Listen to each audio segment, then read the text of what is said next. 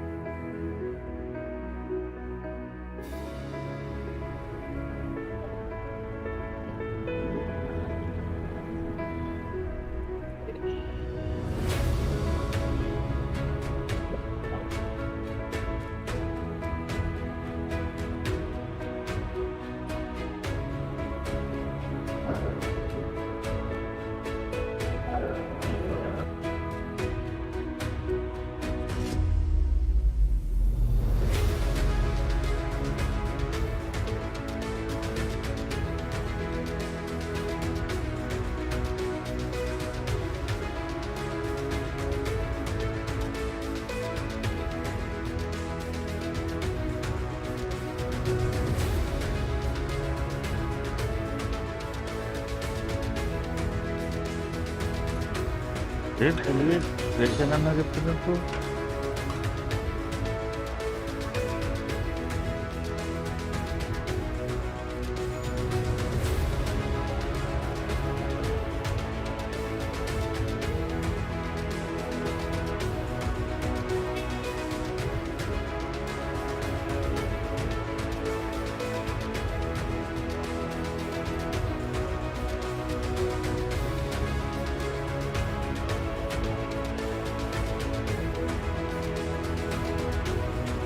అయితే ఈరోజు కళామందిర్ ఫౌండేషన్ సేవారత్న పురస్కార గ్రహీత సమాజ సేవకుడు ప్రముఖ వ్యాపారవేత్త శ్రీ మల్లా తులసిరాంబాబు గారిని ఇంటర్వ్యూ చేయబోతున్నాం. ముందుగా మన తులసిరామ్ గారితో మాట్లాడదాం. ముందుగా పుట్టినరోజు శుభాకాంక్షలు సార్. మీకు తులసి కన్వెన్షన్ హాల్ స్టార్ట్ చేయాలనే ఆలోచన ఎలా వచ్చింది? అంటే యాక్చువల్గా బిజినెస్ స్టైల్లోనే స్టార్ట్ చేసాం. తులసి కన్వెన్షన్ అంటే ఈ ఏరియాలో కన్వెన్షన్ హాల్ అయితే లేదు. భవిష్యత్తు ప్రజలు కూడా ప్రజెంట్ ఏంటంటే అప్డేట్ కూడా కన్వెన్షన్ హాల్లో పెళ్ళిళ్ళు చేసుకోవడం ఎంత పూర్వకాలం ఇంటి దగ్గర చేసుకోవడం అలవాటు. ట్రెండ్ మారుతుంది కాబట్టి ఫంక్షన్ హాల్లో చేసుకోవడం అన్నది కన్వీనియంట్ గురించి కానీ బడ్జెట్ విషయంలో కానీ ఇట్లో కూడా మన ఆక్వాకల్చర్ వ్యవసాయం చేసేవాళ్ళం. వ్యవసాయం తర్వాత రీల్ చెరువులు, తర్వాత రైస్ మిల్ తర్వాత కన్వెన్షన్ హాల్. తులసి కన్వెన్షన్ హాల్ స్టార్ట్ చేసి ఎన్ని ఇయర్స్ అవుతుంది? 10 years అవుతుంది. మీ వ్యాపార ప్రయాణం ఎలా మొదలైంది? అంటే 96లో నేను చిన్న వయసులోనే వ్యవసాయానికి వచ్చాను. వరి వ్యవసాయం చేసేవాళ్ళని. చేసిన తర్వాత ఆక్వా ట్రెండ్ స్టార్ట్ అయ్యింది. రొయ్యల చెరువులు తవ్వు, చేపల చెరువు, రొయ్యల చెరువులు తవ్వుతూ దాని మీద స్టార్టింగ్ 2 ఎకరాలు స్టార్ట్ చేసాం. తర్వాత కంటిన్యూ అలా చేసుకుంటూ బిజినెస్ రొయ్య పిల్ల వ్యాపారం చేసేవాళ్ళం. రొయ్య పిల్ల బయటని తెచ్చి రైతులకి శానిటీ సెట్ చేసి మళ్ళీ 10 రోజులు 15 రోజులు ఉంచి అమ్మేవాళ్ళు అన్నమాట. తర్వాత రైస్ మిల్లుకి వచ్చాం. రైస్ ఇండస్ట్రీలోకి వచ్చి రైస్ మిల్లు కట్టాం. 1 hourకి 8 ton కెపాసిటీ రైస్ మిల్ కట్టాం. దాని నుంచి బిజినెస్ చేసుకుంటూ తర్వాత రియల్ ఎస్టేట్లో కూడా కొంతవరకు వెళ్ళి లోకల్లోనే బయటికి వెళ్ళకుండా రియల్ ఎస్టేట్ లోకల్లో చేసుకుంటూ తర్వాత కన్వెన్షనల్ అన్నది స్టార్ట్ చేసాం. 2019 నుంచి వృద్ధులకు అన్నదానం చేయాలని ఆలోచన మీకు ఎలా వచ్చింది? ఆ స్ఫూర్తి ఎవరు? ఫస్ట్ ఆఫ్ ఆల్ అన్నదానం అనకూడదు, అది బాధ్యత అనే అంటాను నేను. అంటే భగవంతుడు నేను ఎక్స్పెక్ట్ చేసిన దాని మీద బాగానే చూసాడు, బాగానే ఉంది. ఫ్యామిలీ పరంగా కానీ ఫైనాన్షియల్గా కానీ బాగానే మనం ఏదో ఒకటి చేయాలన్న ఆలోచన మీద ఈ కార్యక్రమాన్ని స్టార్ట్ చేయడం జరిగింది. వ్యాపారం విద్యార్థి స్టార్ట్ చేయాలనుకునే వాళ్ళకి మీరు ఇచ్చే సలహా ఏంటి? అంటే వ్యాపారం అంటే బిజినెస్ అంటే ఒడిదొడుకులు ఉంటాయి, అప్ అండ్ డౌన్లు ఉంటాయి. దానికి సిద్ధపడే ప్రతి ఒక్కరైనా సరే ముందు మనం అన్ని లాభాలు ఉంటాయన్నది ఎక్స్పెక్ట్ చేయకుండానే రావాలి. ఫైనల్గా నేను అనేది ఏంటంటే వ్యాపారంలో లాస్ రాలేనని చెప్పి ఎక్కడ వరకనే ఎదచ్చు. మనకి బ్యాలెన్స్ అవుతుంది అన్నప్పుడు కూడా చేయొచ్చు, తప్పేం కాదు. లాస్ వస్తున్నప్పుడు ఒక్కసారి ఆలోచించుకోవాలి తప్ప, బ్యాలెన్స్ అవుతున్నప్పుడు బ్యాలెన్స్ చేయగలిగితే, బ్యాలెన్స్ అయితే చాలు అన్న టైప్లో వ్యాపారం చేయాలి. మనకి లాభాలు రావాలి, మనం ₹1,00,00,000 పెడుతున్నాం లేకపోతే 10 లక్షలు పెడుతున్నాం, సంవత్సరానికి 2 కోట్లు చేసేయాలి, లేకపోతే అలా ఆ ఎక్స్పెక్టేషన్ కాకుండా మన డబ్బు, మనం పెట్టిన డబ్బు మనం ఉంది ఆ షేప్లో ఉంటుంది అన్నప్పుడు ఏ వ్యాపారం అయినా చేయొచ్చు అన్నది నా ఆలోచన. ప్రారంభం రోజుల్లో మీరు అతిపెద్ద ఎదుర్కొన్న సవాల్ ఏంటి? ప్రారంభం లెవెల్ అంటే కాదు, నిత్యం ఏదో ఒకటి సవాళ్ళు ఉంటానే ఉంటాయి.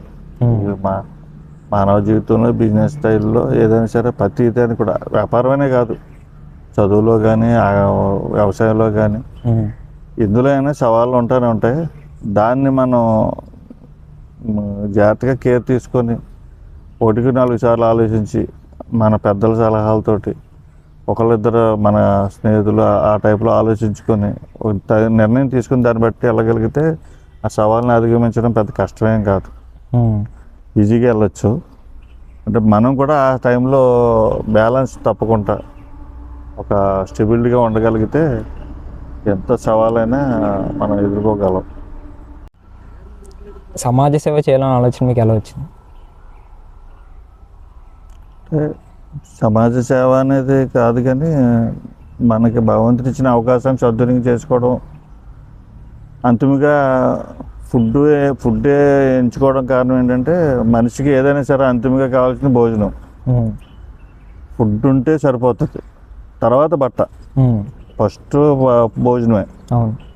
దాని మీద డిసైడ్ అయ్యి భోజనం అంటే స్పెసిఫిక్గా ఏంటంటే నాకు కుకింగ్ అంటే ఇంట్రెస్ట్. వంట ఫుడ్ మీద ఇంట్రెస్ట్ ఉంటుంది.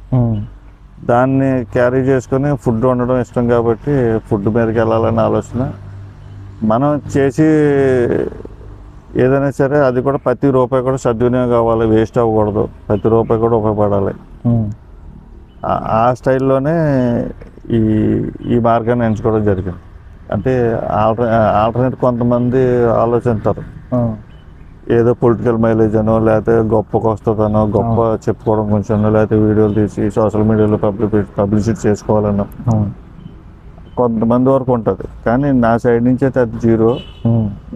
ఒకటే మన ఆలోచన ఏంటంటే, జనరల్గా మనం భోజనం లేక చనిపోయారని, తిండి లేక చనిపోయారు అనేది విలేజ్లో ఎక్కువగా వినబడుతూ ఉంటుంది. నా చిన్నప్పటి నుంచి కూడా వినబడటం, అవన్నీ మాట్లాడుకోవడం, భోజనం నేనున్న ఏరియాలో, చుట్టుపక్కల ఏరియాలో కూడా ఆకలితో ఒక్కరు కూడా చనిపోకూడదు అన్నది కాన్సెప్ట్ మీద స్టార్ట్ చేయడం. తర్వాత డొక్కా సీతమ్మ అక్షయ పాత్ర అనేది స్టార్ట్ చేయడం. ఫుడ్ వేస్ట్ మేనేజ్మెంట్ అనకూడదు, ఫుడ్ మేనేజ్మెంట్ అనాలి. ఆ ఫుడ్ ఎక్కడైనా మిగిలితే మన చుట్టుపక్కల 20 కిలోమీటర్ల సరౌండర్లు ఎక్కడైనా సరే మనం 2 వెహికల్ పెట్టాం. ఆ వెహికల్ ద్వారా ఎక్కడికి వెళ్ళినా సరే ఆ ఫుడ్ తీసుకొని ఆ స్లమ్ ఏరియాలో పట్టుకెళ్ళి ఆ స్లమ్ ఏరియాలో సర్వ్ చేయడం, వాళ్ళకి ఇవ్వడం. అంటే ఏమి ఇచ్చారన్నది కాదు, సాంబారు రైస్ ఇచ్చినా, ఏమి ఇచ్చినా, లేకపోతే 100 మందికి ఇచ్చినా, 50 మందికి ఇచ్చినా, లేకపోతే 2000 మందికి మిగిలినా, మిగిలినా సరే మనం ఫోన్ చేసిన 1 అవర్ లోపల వెళ్ళడం, అక్కడ అంతా మన మెటీరియల్తో మన సామాన్లో లోడ్ చేసుకోవడం, ఆ ఏరియాలో పట్టుకెళ్ళి స్లమ్ ఏరియాలో పట్టుకెళ్ళి ఇవ్వడం. అది చాలా సక్సెస్ఫుల్గా వెళ్తుంది. మనం స్టార్ట్ చేసి 1 year లోపు అవుతుంది. 2 వెహికల్ పెట్టాం. 2 వెహికల్ తోటి మనం ఎంత బాగా జరుగుతుంది. చుట్టుపక్కల ఎక్కడో కూడా ఫుడ్ వేస్ట్ అవ్వడం ఇష్టం లేక చేయడం.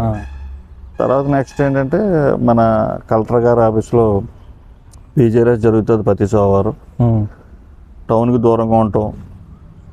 పిటిషన్దారులు ఎక్కువగా వృద్ధులు కానీ వికలాంగులు కానీ రావడం, వాళ్ళకి భోజనం ఏర్పాట్లు సరిగ్గా లేకపోవడం, కలెక్టర్ గారు కూడా నా దృష్టికి తీసుకురావడం.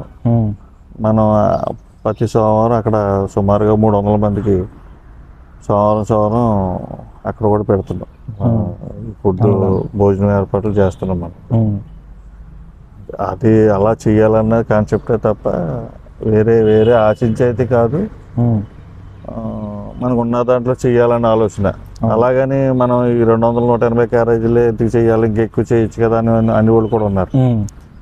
మన స్తోమత, మన బడ్జెట్, మన పరిస్థితులు, ఇది మళ్ళీ మనం ఎక్కడికో వెళ్ళిపోయి అంత దాకా మనం పెట్టి పరిస్థితి లేకపోతే మళ్ళీ వెనక్కి రాకూడదు అనేది అవును. మనం కూడా ఒక గిరి గీసుకొని ఆ గిరిలోనే నిలబడి ఆ పనే చేస్తామని తప్ప ఇంకా అలా పబ్లిసిటీ కానీ లేదా బయటకు పెంచుకుంటూ వెళ్ళడం కానీ ఏమీ చేయడం అనేది చేయట్లేదు. ఇప్పుడు మన డైలీ ఎంతమందికి పంపుతారు, ఎన్ని ఫ్యామిలీస్ కానీ ఫుడ్? అంటే మనం పెట్టేది 180 క్యారేజీలు పెడతాం. ఓకే. 180 మందికి ఉదయానికి సాయంత్రానికి సరిపడగా పెడతాం. వారానికి 5 రోజులు వెజిటేరియన్ ఉంటుంది, వారానికి 2 రోజులు నాన్ వెజ్ ఉంటుంది. బుధవారం ఆదివారం నాన్ వెజ్, 5 రోజులు వెజ్. 5 రోజుల్లో 2 రోజులు పప్పు ఐటమ్ ఉంటుంది, 3 రోజులు కూరగాయల ఐటమ్ ఉంటుంది. మనం కూడా బ్రహ్మాండంగా అనేది కాదు కానీ రైసు, ఒక కర్రీ, ఒక సాంబారు, లేకపోతే రసం, మజ్జిగ పులుసు. నాన్ వెజ్ వచ్చేప్పటికి చికెన్ కానీ, రొయ్యి కానీ, చేపలు కానీ, ఎగ్ కానీ, ఇందులో ఏదైనా సరే ఏదో ఆల్టర్నేట్ ఏదో ఒకటి ఉంటుంది. ప్రతిదీ డైలీ 9 గంటలకు కుకింగ్ అయిపోతుంది, 10 గంటలకి వెహికల్ బయలుదేరిపోతుంది, 12:30 1 గంటల లోపు కంప్లీట్ చేసుకుని వచ్చేస్తాం. టోటల్గా ఎన్ని ఊర్లు సర్వ్ చేస్తారు? మనం 18 ఊళ్ళకి ఇస్తున్నాం. 18 ఊళ్ళకి. అంటే ఇందులో మనం చేసేది ఏంటంటే కాన్సెప్ట్లో వయసు కానీ, కులం కానీ, ఆస్తి కానీ చూడం. పేదవాళ్ళు అన్న వాళ్ళు అన్నది కాదు, లేని వాళ్ళు అన్నది కాదు, వండుకుని ఒప్పుకోలేకపోతే పెడతాం. వాళ్ళకి కుకింగ్ చేసుకుంటే పరిస్థితులు లేక, వయసు సహకరించక, లేకపోతే శరీరం సహకరించక, వయసు ఉండి శరీరం సహకరించిన వాళ్ళు ఉంటారు. ఆ టైపులో పిల్లలు బయట ఏరియాలోకి, బయట కంట్రీలోకి కానీ, బయట ప్రదేశాల్లో కానీ ఉద్యోగరీత్యా బతుకుదేరు తెచ్చి వెళ్ళిన వాళ్ళకి కానీ, అప్పుడు తల్లిదండ్రులు ఇక్కడ ఉండే పరిస్థితులు ఉన్నప్పుడు వాళ్ళకి మనం పంపిస్తూ ఉంటాం. మీ దృష్టిలో విజయం అంటే ఏంటి? విజయం అంటే దానికి ఒక అర్థం ఉండదు. మనం చేసే దానిలో తృప్తి పడడమే విజయం అంటారు. మనం చేసే వర్క్లో సక్సెస్లో ఆ సాటిస్ఫాక్షనే విజయం అన్నది ఎప్పుడు కూడా అందులోనే అనుకోవాలి తప్ప. ఇంకొకటి ఏంటంటే నేను బాగా ఎక్కువగా నమ్మేది ఏంటంటే మన పైన అంటే మనకంట ఆస్తిపరులు కానీ, మనకంట మంచి పొజిషన్లో ఉన్న వాళ్ళని చూసి అసూయ పడకుండా, మనకంట బ్యాక్ ఉన్న వాళ్ళని చూసుకొని వాళ్ళ మీద మన బెస్ట్, వాళ్ళ మీద మనం హ్యాపీగా ఉన్నాం అన్నది మనం అనుకోగలిగితే అదే మన సక్సెస్కి విజయం అన్నది నా లెక్క. సార్ మీ కుటుంబ వివరాలు చెప్పండి. నాకు ఒక అమ్మాయి, ఒక అబ్బాయి. మాది పక్క విలేజ్ పంజాబ్ ఏమవరం. పాప మ్యారీడ్, ఇంజనీరింగ్ చదివింది. వైజాగ్ అబ్బాయికి మ్యారేజ్ చేసాం. లేటెస్ట్గా మన లాస్ట్ అక్టోబర్లో చేసాం. బాబు అయితే ఏలూరు ఆశ్రమ్ కాలేజీలో మెడిసిన్ చదువుతున్నాడు. ప్రజెంట్ అవుట్ సర్జన్ చేస్తున్నాడు ప్రతి ఇయర్.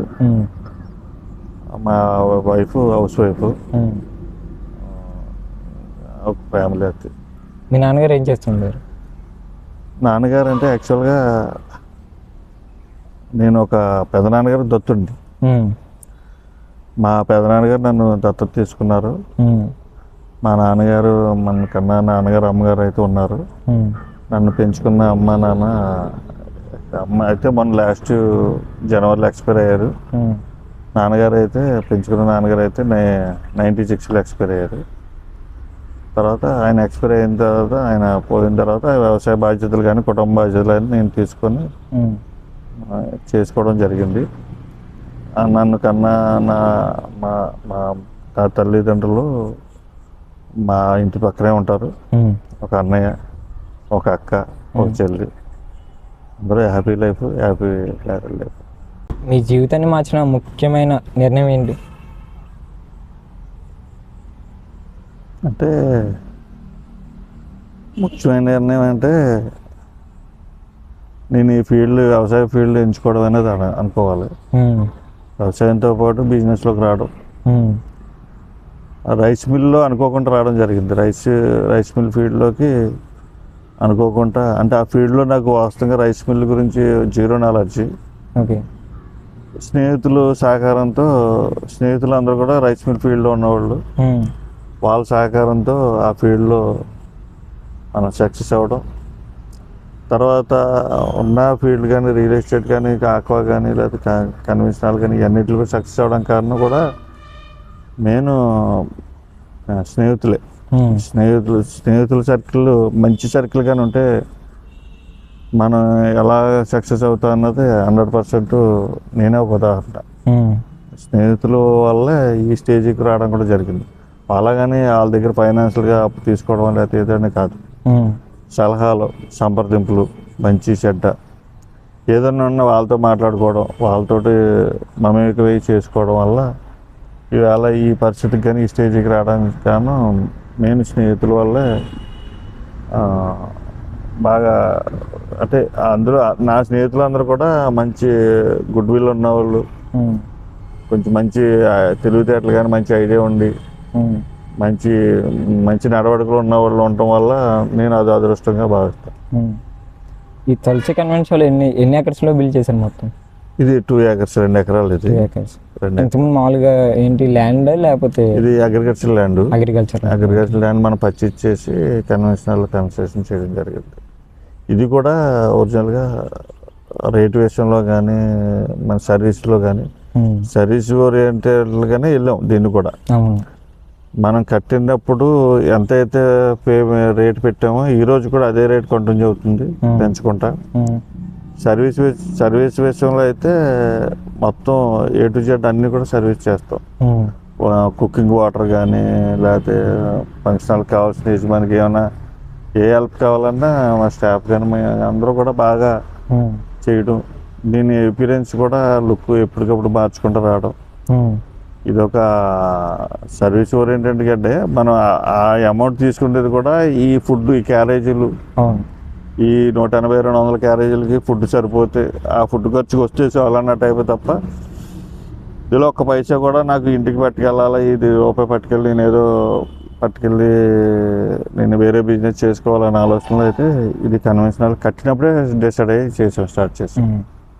మొత్తం ఎంతమంది వర్కర్స్ ఉంటారు? మొత్తం మన దగ్గర 8 members ఉంటారు. కుకింగ్ సెక్షన్ కానీ, ట్రాన్స్పోర్ట్ సెక్షన్ కానీ, మేనేజర్ సెక్షన్ కానీ అంతా కూడా 8 members ఉంటారు. ఒక BBA విద్యార్థికి వ్యాపారం స్టార్ట్ చేయాలంటే మీరు ఇచ్చే సలహా ఏంటి? సలహా అంటే దాంట్లో చెప్పగలిగే సలహాలు ఏముండవు కానీ టైము, ఆ పరిస్థితులు అవన్నీ కూడా అయ్యే చూపిస్తే దారి. ఇప్పుడు కూడా బిజినెస్లో సక్సెస్ని సక్సెస్ కూడా మనం పరిగెట్టకూడదు. మన ప్రయత్నం చేస్తే సక్సెస్ ఆటోమేటిక్గా వస్తుంది అన్నది మనం అనుకోవాలి. అది మనం బిజినెస్ చేసేటప్పుడు కూడా మన వర్త్, మన స్ట్రెంత్, 1000 రూపాయలు పెట్టుబడి నుంచి బిజినెస్ ఉంది, 1000 కోట్ల పెట్టుబడి బిజినెస్ కూడా ఉంది. దాన్ని బట్టి మనం వెళ్ళాలి తప్ప మనం ఎక్కువ ఎక్స్పెక్ట్ చేయకూడదు. ఏదైనా ఎక్కడైనా కూడా ఏదైనా బిజినెస్లో సీనియారిటీ, ఒకరి కింద పని చేయడం మనం ఎంతగానో అనుకుంటా మన ఎక్స్పీరియన్స్ కోసం మనం ఏమైనా ఒక చోట పని చేయగలిగితే ఆ ఎక్స్పీరియన్స్ వచ్చిన తర్వాత మన ఎక్స్పీరియన్స్ని పెట్టుబడి కింద పెట్టుకొని మనం బిజినెస్ కింద చేయగలిగితే అందులో సక్సెస్ అన్నది గ్యారంటీగా ఉంటుంది. అలా కూడా బిజినెస్లో కూడా ప్రతి బిజినెస్లో కూడా అలాగే వేళ సక్సెస్ అయిన వాళ్ళు కూడా మ్యాక్సిమం ఆ టైపే. ఒక గుమస్తా కింద చేసావు లేకపోతే ఒక మేనేజర్ కింద చేసావు, ఆ టైప్లో చేసి బయటకు వచ్చి సొంతంగా పెట్టుకొని వేళ రెస్టారెంట్లు మెయింటైన్ చేసినా లేకపోతే హోటల్స్ మేనేజ్మెంట్ చేసినా ఏం చేసినా 80-70% ఆ టైప్ ఆఫ్ పీపుల్లో ఉంటారు తప్ప డైరెక్ట్ బిజినెస్లో దిగిపోయే వాళ్ళు 20-30% ఉంటారు. థ్యాంక్ యూ సార్, మా కోసం మీ విలువైన టైం స్పెండ్ చేసినందుకు. Okay, thank you sir.